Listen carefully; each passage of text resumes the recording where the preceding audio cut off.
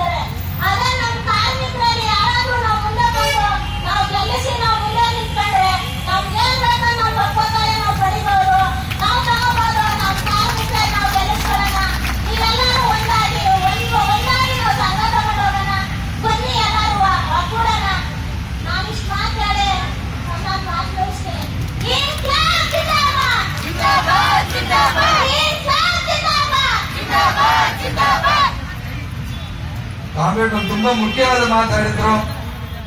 ಇಲ್ಲಿ ಬಂದಿರೋರು ಎಲ್ಲರೂ ನಿಮ್ಗೆ ನಿಜಾಂಶ ನಿಮ್ಗೆ ಗೊತ್ತಿದೆ. ಯಾರೆಲ್ಲಿ ದೊಡ್ಡ ಬಂಗಲೆಯಲ್ಲಿಲ್ಲ, ಹೆಚ್ಚಾಗಿ ಜನ ಸ್ತಂಭದಲ್ಲಿರೋರು ಇಲ್ಲ ಬಾಡಿಗೆ ಮನೆಯಲ್ಲಿರೋರು.